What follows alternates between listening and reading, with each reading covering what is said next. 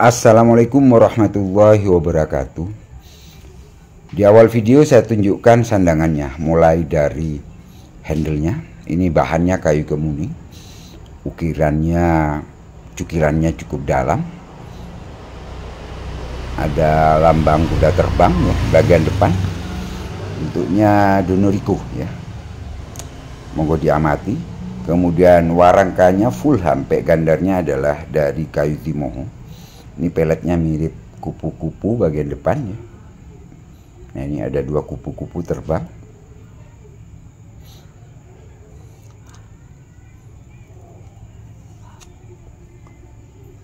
Warnanya natural, cuman saya kasih pelindung pernis ya. Tetap warna alamiah dari kayu ini. Jadi sandangannya Ladrang Jawa Timuran. Gandarnya juga dari kayu timoho. Jadi menurut saya cukuplah war sandangannya. Patot katanya orang Madura. Monggo diamati baik di belakang seperti gambar pemandangan alam ya, bukit. Gradasi warnanya, teksturnya menarik. Mari kita lihat bersama-sama keris pusaka yang ada dalam warangka ini. Berdapur kala DT. Sekar kacangnya ngecambah, jalannya juga lentik mungil. Lambe gajahnya juga demikian, pijitan dangkal. Kemudian di belakang gereneng susun. Dimensinya, peksinya 7,2 cm. Gonjonya sekitar 7,8 cm. Pamor pada gonjo dan bilah sama. Jadi ini bisa dikatakan pamor largangsir asihan. Bilahnya ramping, tantingannya ringan. Lebar separuh panjang bilah itu sekitar 18-19 mm, di bawah 2 cm. Panjang bilahnya diukur dari pangkal gonjo yang lurus dengan peksi sampai pucuk sekitar 37 cm. Memang pada beberapa bagian lis-lisannya terdapat korosi ya, dikarenakan sebelum dimiliki saya ini keris pusaka ini sempat tidak diminyaki, sempat dibiarkan hanya dijadikan pemanis di rumah ya, ditaruh di dinding. Akhirnya setelah diwarangi ulang sekitar 1 tahun kemarin, hasilnya seperti ini. Kondisi bilah dalam keadaan kering. Nah ini geripisnya pada bagian lis-lisan. Perbedaannya dengan dapur sempana atau sempaner itu terletak, ini menurut saya mungkin punya pendapat yang berbeda. Yang pertama, pada keris kala DT itu tidak ada tikel alis. Itu yang pertama. Yang kedua, di belakang ricikannya itu kalau pada sempaner hanya tingil dan ripandan, ya. Tapi kalau ini gerenengnya susun baik di pangkal bilah dan pada gonjo. Kemudian bilahnya nungkap. Keris pusaka seperti ini kalau disunep dikatakan sekot atau garap dalam sumenep. Pemirsa, nanti di akhir video juga saya tunjukkan bagaimana bentuk atau kondisi peksinya. Jadi kondisi peksinya itu bentuknya agentong. Jadi seperti penumbuk padi. Jadi dimensi bagian pangkal dan ujung itu hampir sama diameternya. Mungkin bedanya karena kondisi umur.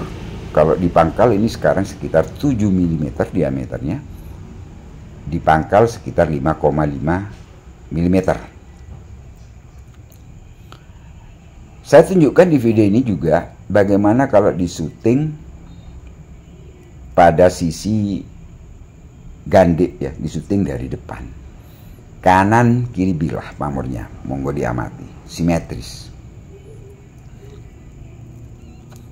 Video ini saya memang sengaja perbesar 3 kali semula atau di zoom 3 kali.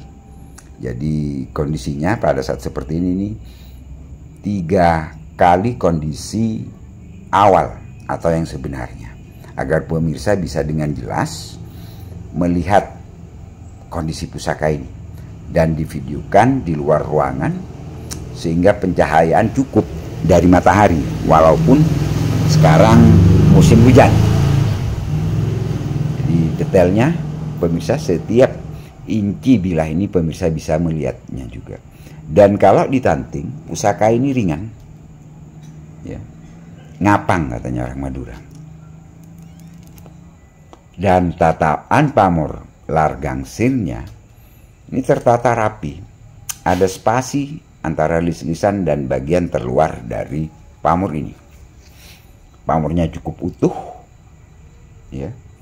Dan kalau pemirsa lihat sebenarnya pada bagian pinggir pamor itu terdapat pamor wengkon yang sangat halus yang menyambung antara pamor yang paling pangkal sampai ke paling ujung. Jadi kalau di zoom diperbesar lebih besar lagi, misalnya 10 kali semula, kelihatan wengkonnya sangat halus. Mungkin ketebalan wengkonnya tidak nyampe 0,5 mm. Nah kita lihat ini. Jadi kalau di syuting, bagaimana kalau di syuting dari sisi depan, dari sisi sirah cecaknya. Sirah cecaknya cukup mungil dan agak loncong ke depan. Jadi ini era, kalau di Sumeneb dikatakan era Panembahan Notokusumo I yang memerintah di Sumeneb sekitar tahun 1762 Masehi sampai 1811 Masehi. Nah ini saya syuting bagaimana kalau dari bagian depan sirah cecak. Pemirsa bisa mengamati pamor pada kedua sisi bilah. Simetris. Jadi artinya keris pusaka ini tempat lipat pamornya adalah tempat lipat miring, termasuk kelompok tempat lipat miring.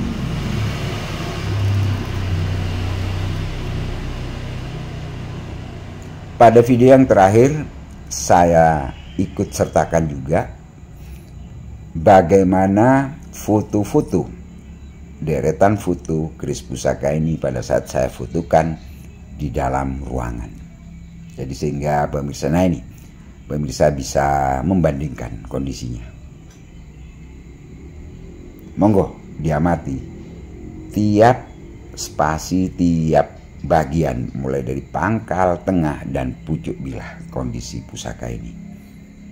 Nih, deretan foto ini sebenarnya sudah saya tunjukkan di short video yang sudah saya upload sebelumnya. Di akhir video juga saya tunjukkan kondisi peksinya.